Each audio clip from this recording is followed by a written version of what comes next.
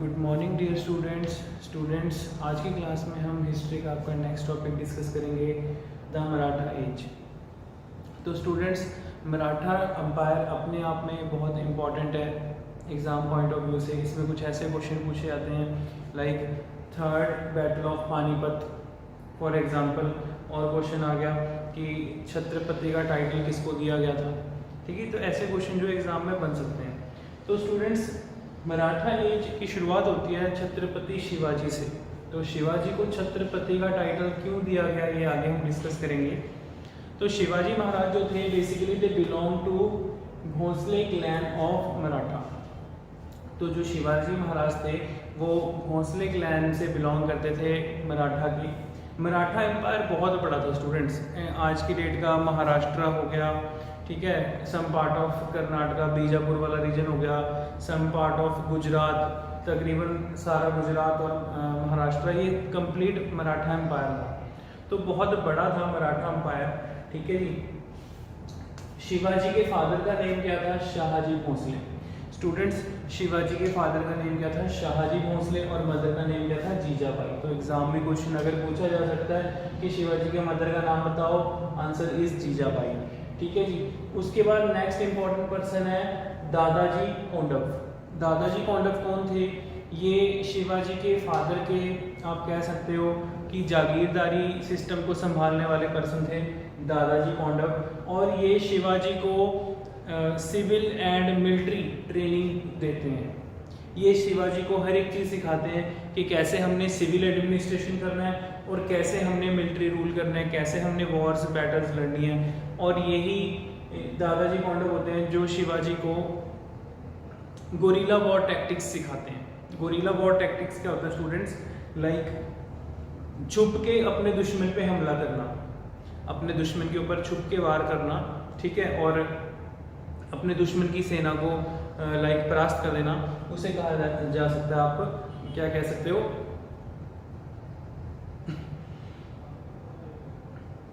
Next point है spiritual गुरु कौन थे? गुरु रामदास जी। तो गुरु रामदास जी जो थे इनके स्पिरिचुअल गुरु थे। Shivaji conquered the forts which he had surrendered to the Mughals। Shivaji जो थे, आप ये कह सकते हो कि मुगल्स के नाक में इन्होंने दम करके रख दिया था। और औरंगजेब के साथ कभी भी, औरंगजेब ने कभी भी शिवाजी के साथ आमने सामने की वॉर नहीं लड़ी। तो एक बार होता क्या है, औरंगजेब जो है वो अपने एक मनसबदार, ठीक है, या मनसबदार भी होता है, औरंगजेब का दोस्त भी होता है, ठीक है, अम्बेर का राजा, राजा जय सिंह, उसे कहते हैं कि तू शिवाजी को हरा, अपनी सेना लेके जा, शिवाजी के साथ लड़, उनको हरा, ठीक है, और या फिर कैप्चर करके मेरे पास ले गया। तो होता क्या है जी, बेसिकली राजा जय सिंह जो है वो राजपूत रूलर होता है, ठीक है, शिवाजी के साथ जो है वो डिस्कशन करता है कि अपनी सेना लेके जाता है, भी चलो आपको औरंगजेब ने बुलाया, नहीं तो मेरे साथ वॉर लड़ो, ठीक है, अदरवाइज हमारे साथ चलो। तो शिवाजी जो है वो चले जाते हैं, कहते हैं कि ठीक है जी, औरंगजेब ने बात वगैरह कुछ करनी होगी, जाके देखते हैं। तो शिवाजी को किले में बंदी बना लिया जाता है, अरेस्ट कर लेते हैं। देन वहाँ से भी शिवाजी बच के निकल आते हैं। तो जब शिवाजी को जेल में ले जाया जा रहा होता है तो शिवाजी एक फलों की टोकरी में, एक बहुत बड़ा सा टोकरा सा होता है, उसमें बच के छुप के बाहर, महल से बाहर आ जाते हैं और वहाँ से भागने में कामयाब हो जाते हैं। फिर इस तरीके से शिवाजी ने औरंगजेब के लगभग 12 किलो के ऊपर अपना कब्जा किया था, अपने कंट्रोल में ले लिया था। और धीरे धीरे जब औरंगजेब, आप ये कह सकते हो, उसकी पावर जब डिक्लाइन करने लगी, तो औरंगजेब भी मजबूर हो गया था, वो मराठास को लाइक डिफीट ही नहीं कर पा रहा था, डेक्कन, दक्षिण भारत को जीत ही नहीं पा रहा था, ठीक है। तो स्टूडेंट्स, इसी तरीके से he defeated Mughals forces in the battle of Salher in 1672, मतलब the battle of सलहार में शिवाजी ने मुगल्स फोर्सेस को हराया, ठीक है। He crowned in 1674 at Raigad assumed the title of Hindu Dharmodharak. Hindu Dharmodharak means Hindutva की रक्षा करने वाला, प्रोटेक्शन ऑफ द हिंदुइज्म। तो वहाँ पर से छत्रपति शिवाजी अपने आप को टाइटल देते हैं, शिवाजी महाराज अपने आप को टाइटल देते हैं छत्रपति का सारा जो मराठा एम्पायर है वो मेरी छत्र में, मेरे अंडर जो है बहुत ज़्यादा डेवलप करेगा। तो शिवाजी इस चीज़ को, अपनी कमिटमेंट को कंप्लीट भी करते हैं, वो मराठा एम्पायर को डेवलप भी करते हैं, मींस अपनी मिलिट्री स्ट्रेंथ, अपने एडमिनिस्ट्रेशन को अच्छा करते हैं। ठीक है जी। Shivaji divided their territories under his rule into 3 provinces, 3 provinces प्रांतों में डिवाइड करते हैं। आगे प्रांतों को फरगनास, तारफ्स और पाटिल में डिवाइड किया जाता है। पटेल्स जो होते हैं बेसिकली वो विलेज हेडमैन को कहा जाता है। ठीक है। तारफ्स मीन्स आप ये कह सकते हो स्मॉल सब डिस्ट्रिक्ट्स, सब डिविजन्स, और फरगनास आप कह सकते हो डिस्ट्रिक्ट्स को। ठीक है। तो इस तरीके से जो है एडमिनिस्ट्रेशन कंट्रोल करने में इजी हो तो उन्होंने स्टेट को डिवाइड कर दिया था। ठीक है जी। Clear students. सो आगे देखते हैं नेक्स्ट, शिवाजी एडमिनिस्ट्रेशन बाय अष्टप्रधान। तो शिवाजी के दरबार में उनके जो 8 खास मंत्री थे, उनके जो कैबिनेट मंत्री थे 8, उनको कहा जाता था अष्टप्रधान। और शिवाजी के टाइम पर जो रेवेन्यू सिस्टम था, रेवेन्यू कलेक्ट किया जाता था, उसको एक रेवेन्यू था चौथ, एक था स्वदेशमुखी।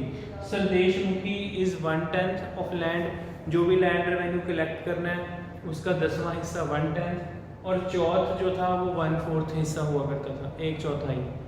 तो एक टाइम ऐसा आ गया था पेशवास के टाइम पे स्पेशली कि जो मुगल्स हैं वो इंडिया में रहने के लिए मराठाओं को टैक्स पे कर रहे थे चौथ।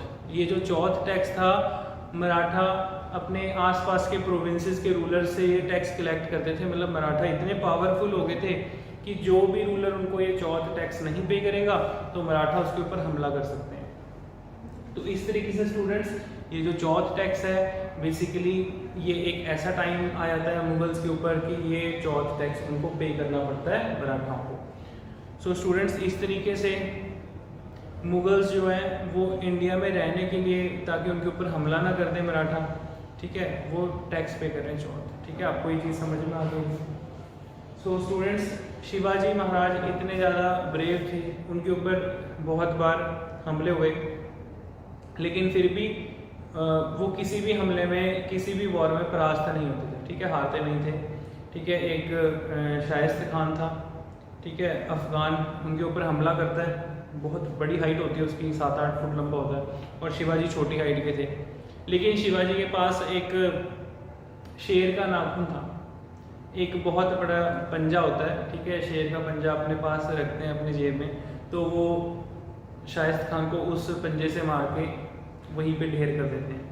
तो मतलब कि शिवाजी जो थे वो एक बहुत ही बचपन से एक बहुत ब्रेव हार्ट, एक आप ये कह सकते हो अच्छे बैटलशिप पर्सन थे। ठीक है, बट शिवाजी की डेथ के बाद नेक्स्ट उनके बेटे संभाजी रूलर बनते हैं। ठीक है, संभाजी जो थे वो एक बहुत अच्छे रूलर नहीं साबित हो पाते, और संभाजी के टाइम पे औरंगजेब का जो एल्डर सन होता है वो उसके पास हेल्प लेने के लिए आता है संभाजी के पास, संभाजी के पास से प्रोटेक्ट करने के लिए संभाजी उसको अपने पास से प्रोटेक्शन देते हैं। जब ये चीज़ के बारे में औरंगजेब को पता चलता है तो वो संभाजी को अरेस्ट करवा के एग्जीक्यूट करवा देता है, मरवा देता है। ठीक है जी, और फिर इस तरीके से संभाजी का जो यंगर सन था, ठीक है, उसको अरेस्ट करके जेल में डाल देते हैं शाहू को। फिर होता क्या स्टूडेंट्स कि एक ताराबाई थी, ठीक है, आप ये कह सकते हो कि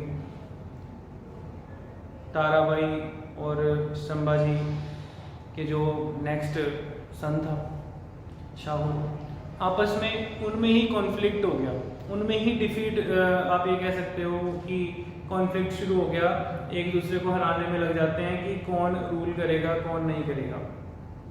इस चीज़ को लेके मराठास की पावर वीक होने लग जाती है, और फिर जाके इस प्रॉब्लम को सॉर्ट आउट करते हैं बालाजी विश्वनाथ राव। बालाजी विश्वनाथ राव जो थे वो पेशवा थे। स्टूडेंट्स, पेशवा कौन होते थे? अभी मैंने आपको बताया कि शिवाजी का जो एडमिनिस्ट्रेशन था उसमें जो अष्टप्रधानों में से ही जो प्राइम मिनिस्टर हुआ करते थे वो पेशवाज हुआ करते थे। ठीक है, तो स्टूडेंट्स आई होप आपको यहाँ तक ये चीज़ें क्लियर हो गई होंगी। ठीक है, take your time, note down these points. हाँ जी students, now come to the next point. Next is Peshwa. Peshwa जो थे स्टूडेंट्स, मैं अभी आपको बता चुका हूँ कि पेशवाज जो थे वो प्राइम मिनिस्टर हुआ करते थे शिवाजी के कोर्ट में, ठीक है जी। और पेशवाज में से जो बालाजी विश्वनाथ राव थे, बालाजी विश्वनाथ राव पेशवा जो थे, इनका टाइम पीरियड कब से 1713 से 1720। तो इनको जो है Shahu honoured him with the title of Senakarta in 1708 and made him Peshwa. तो बेसिकली बालाजी विश्वनाथ राव को जो शाहू होता है वो डिक्लेयर कर देता है जी अब से पेशवा ये होंगे। और बेसिकली जो बालाजी विश्वनाथ राव थे, इन्होंने शाहू की हेल्प की थी जो ताराबाई थी उसके अगेंस्ट वॉर में, उसके अगेंस्ट जो कोल्ड वॉर चल रही थी आप कह सकते हो, ठीक है। वॉर इन द सेंस नहीं कि लड़ाई नहीं हो रही, ठीक है। जो ताराबाई जो उसकी स्टेप मदर है, ठीक है, जो अपने सन को राजा बनाना चाहती है, उसके खिलाफ जो कोल्ड वॉर होती है उसमें बालाजी विश्वनाथ राव जो है शाहू को सपोर्ट करते हैं और शाहू को जो छत्रपति का टाइटल है वो दिलवाते हैं, ठीक है जी। सो उस खुशी में शाहू जो है इनको ऑनर करता है, इनको सम्मान देता है और सम्मान में इन्हें सेनाकर्ता का टाइटल देता है। तो ये एक बहुत अच्छे आप कह सकते हो डिप्लोमेट साबित होते हैं, बहुत बढ़िया इनके रिलेशन रहते हैं इनके साथ, ठीक है, शाहू के साथ। और इसके अलावा इन्होंने अली ब्रदर्स की भी हेल्प की थी फर्रुखशियर को। फर्रुखशियर कौन था स्टूडेंट्स? हमने पढ़ा था कि फर्रुखशियर लेटर मुगल में एक राजा था, ठीक है जी। फर्रुखशियर को उसके पद से हटाने में, उसकी पोस्ट से हटाने में किसकी हेल्प कर रहे हैं? अली ब्रदर्स की भी हेल्प कर रहे हैं। तो इस तरीके से स्टूडेंट्स मतलब आप ये कह सकते हो एक बहुत बढ़िया डिप्लोमेट किस्म के पर्सन थे, ठीक है जी। Next is Bajirao, very important point. Bajirao का टाइम पीरियड है 1720 से 1740 के बीच में। डिफीटेड निज़ामुल मुल्क जो थे भोपाल का निज़ाम, ठीक है, उसको हराते हैं। बुंदेलखंड, भोपाल, ये सारा रीजन जीत लेते हैं, ठीक है। तो जो बाजीराव थे ये आप कह सकते हो कि आफ्टर शिवाजी कोई अगर मराठास में बहुत ही ज़्यादा ब्रेव, बहुत ही ज़्यादा एक्स्ट्रा ऑर्डिनरी कोई हुआ है तो वो बाजीराव हुए थे, ठीक है। So under his leadership Maratha compelled the Mughals first to give them the right to collect the chauth. मतलब कि इनके टाइम के अंडर मुगल्स की पावर बहुत ज़्यादा वीक हो गई थी और मुगल्स को फिक्स अमाउंट ऑफ टैक्स चौथ पे करना पड़ रहा था। चौथ मीन्स 1/4, 1/4, ठीक है। एंड सेकेंड थिंग कि जो बाजीराव थे ये भी बहुत ज़्यादा फेमस थे अपने गुरिल्ला वॉर टैक्टिक्स के लिए, ठीक है। आगे है स्टूडेंट्स बालाजी बाजीराव, ठीक है। बाजीराव का लड़का बालाजी बाजीराव, ठीक है, इसको नाना साहिब भी कहते थे। अब ये जो बालाजी बाजीराव है इसके टाइम पे थर्ड बैटल ऑफ पानीपत हो रही है। बहुत इंपॉर्टेंट क्वेश्चन है स्टूडेंट्स, एग्जाम में बहुत बार बच्चे कंफ्यूज हो जाते हैं। First battle of Panipat, second battle of Panipat and third battle of Panipat में। तो आपको पता होनी चाहिए कि पानीपत का पहला युद्ध, फर्स्ट बैटल ऑफ पानीपत कब हुआ था, ठीक है जी, 1526 में, बिटवीन बाबर एंड किसके बीच में? इब्राहिम लोदी डायनेस्टी में, ठीक है जी। तो जिसमें कि बाबर जीत जाता है और इंडिया में अपना मुगल एम्पायर स्थापित करता है, अपना मुगल रूल स्टार्ट करता है। Then second battle of Panipat कब हो रही है? 1556 में, बिटवीन अकबर एंड राजा हेमू, ठीक है जी, हेमचंद के बीच में। तो जिसमें कि हेमू का सर कलम कर देते हैं और अकबर जो है वो अपना एम्पायर, अपना जो कलानौर में उसका जो है राज्याभिषेक होता है तो अकबर को जो है रूलर डिक्लेयर किया जाता है नेक्स्ट मुगल एम्पायर का। और इसी तरीके से students third battle of Panipat कब हुई थी? 1761 में। वेरी इंपॉर्टेंट पॉइंट, एग्जाम में क्वेश्चन आ सकता है। 1761 में थर्ड बैटल ऑफ पानीपत होती है जिसमें कि मराठास को अपनी पावर पे बहुत ज़्यादा आप कह सकते हो घमंड हो गया था, बहुत ज़्यादा गुरूर था, क्योंकि एक टाइम ऐसा आया था 1761 से पहले मराठा एम्पायर दिल्ली तक रूल कर रहा था, मतलब महाराष्ट्र से लेके नीचे आप कह सकते हो डेक्कन के बॉर्डर से लेके नॉर्थ में दिल्ली तक सारा का सारा रूल जो था वो मराठास का ही था। तो होता क्या स्टूडेंट्स, बेसिकली इस थर्ड बैटल ऑफ पानीपत में मराठा हार कैसे जाते हैं। अहमद शाह अब्दाली जब अटैक करता है इंडिया पे, ठीक है, थर्ड बैटल ऑफ पानीपत होती है, तो अब्दाली के पास बहुत अच्छी क्वालिटी के हॉर्स थे, ठीक है, जो ऐसा माना जाता है कि जो अटक जो है वो अफगानिस्तान में अटक से लेकर कटक तक बिना रुके सफ़र कर सकते थे। तो बड़ी ये इंटरेस्टिंग बात है, अटक जो है वो अफगानिस्तान में है और कटक जो है वो उड़ीसा में, आपको पता होना चाहिए, ठीक है। तो ऐसा उस टाइम पे माना जाता है कि उसके पास जो हॉर्सेस थे इतनी बढ़िया क्वालिटी के हॉर्स थे जो अटक से कटक तक बिना रुके सफ़र कर सकते थे, ठीक है। तो उन हॉर्सेस की हेल्प से अहमद शाह अब्दाली जो है हमला करने के टाइम से पहले ही पहुंच चुका होता है। मान लो जैसे हमला होना है एक दिन बाद, वो एक दिन पहले ही सुबह 3 बजे 4 बजे जो है वो पहुंच गया पानीपत में। अब होता क्या है, मराठे जो थे वो समझते थे हम बहुत पावरफुल हैं, किसी की हेल्प नहीं ली, ना ही किसी ने हेल्प की। लाइक मुगल्स तो वैसे ही सपोर्ट कर रहे थे अफगान्स को। मुगल कहते हैं हम तो वैसे ही दुखी हो रखे हैं इनको टैक्स पे करके, ठीक है जी। मुगल्स तो टोटली अफगान की साइड थे। सेकंड थिंग, ना ही कोई राजपूत रूलर से हेल्प मांगी, ना ही जो सिख रूलर थे उनसे हेल्प मांगी, और मराठा जो होते हैं इस बैटल को बुरी तरीके से हार जाते हैं। तो स्टूडेंट्स ये इतनी बड़ी मराठास की डिफीट थी कि मराठास की जो पावर थी वो एक किस्म से बहुत ज़्यादा कम हो चुकी थी, आप कह सकते हो ख़त्म ना के बराबर रह गई थी। तो इसमें जो विश्वराव थे, सन ऑफ बालाजी बाजीराव या नाना साहेब के जो सन थे, उनकी डेथ हो जाती है, ठीक है। यहाँ पर अहमद शाह अब्दाली जो है लूट के जाता है इंडिया को फिर से, ठीक है, और थर्ड बैटल ऑफ पानीपत में मराठा हार जाते हैं। देन उसके बाद पेशवा माधव राव जो थे ये नेक्स्ट रूलर बनते हैं कुछ समय के लिए, लेकिन तब तक मराठास की पावर जो है वो एक किस्म से ख़त्म हो चुकी होती है, ठीक है जी। तो स्टूडेंट्स इस तरीके से मराठास ने भी एक टाइम देखा टॉप पर थे, फिर नीचे आ गए, ठीक है। तो इससे आप क्या समझते हो, मतलब एक टाइम सबका आता है फिर वो नीचे आ जा रहा है। अब इसके बाद कौन आए थे, इसके बाद अंग्रेज आए थे, ठीक है जी। तो यूरोपियन पावर्स जो थी वो बहुत ज़्यादा पावर में आ चुकी थी, ठीक है। अंग्रेज तो 1600 में आ गए थे, ये आप सबको पता ही है, ठीक है। 1609 में उन्होंने सूरत में अपनी फर्स्ट फैक्ट्री सेटअप कर लिया था, ठीक है। बट पावर में कब आए थे, तो पावर में अंग्रेज अब आए थे। तो स्टूडेंट्स आई होप आपको ये इंपॉर्टेंट पॉइंट पता चल गए होंगे। Note down these points. हाँ जी स्टूडेंट्स, आगे देखेंगे। नेक्स्ट देखिए, शिवाजी के अष्टप्रधान के ऊपर हम डिस्कस करते हैं कि उनके जो दरबार में 8 खास मंत्री थे। तो पेशवा किसे कहा जाता था, पेशवा होते थे जो प्राइम मिनिस्टर या उनके फाइनेंस रिलेटेड देखते थे, पेशवास, ठीक है। तो इम्पोर्टेंट पॉइंट है, पेशवास ही बाद में जो है वो हेड बनते हैं, ठीक है। एक टाइम ऐसा आता है कि पेशवा पावर में आगे, आपने देखा भी, ठीक है जी। नेक्स्ट है सिरे नौबत और सेनापति किसे कहा जाता था, जो मिलिट्री कमांडर होते थे, जो मिलिट्री जनरल होते थे उसे सरे नौबत और सेनापति के नाम से जाना जाता था, ठीक है जी। मजूमदार कौन होते थे, मजूमदार या अमात्य।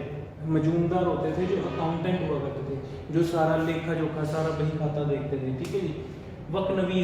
वकनवीस कौन होते थे, या मंत्री भी नहीं कहते थे, वकनवीस होते थे जो इंटेलिजेंस ऑफिसर हो गए, ठीक है, उसके राजा के दरबार में जो राजा के खास सलाहकार हो गए, एडवाइजर हो गए, ठीक है जी। नेक्स्ट है सुरनवीस और सचिव कौन होंगे, मिनिस्टर ऑफ कॉरेस्पॉन्डेंट, ठीक है। लाइक जो आप कह सकते हो जो उनके इंटरनल अफेयर्स, जो उनके एडमिनिस्ट्रेशन, रॉयल चार्जेस, ये सब कुछ देखते थे, वो सचिव होते थे, ठीक है। दाबिर किसे कहते थे, दाबिर और सुमंता।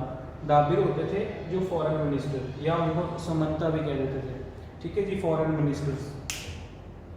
न्यायाधीश, नाम से ही पता चल रहा है, न्यायाधीश कौन होते थे, एडमिनिस्ट्रेशन ऑफ जस्टिस, जिनका काम होता था न्याय दिलवाना, ठीक है, जिनका काम होता था अगर मान लो मराठा एम्पायर में किसी पर्सन के साथ कुछ इनजस्टिस हुआ है तो उसको जस्टिस प्रोवाइड करना, ठीक है। पंडित राव कौन होते थे? पंडित राव थे रिलीजियस अफेयर से रिलेटेड।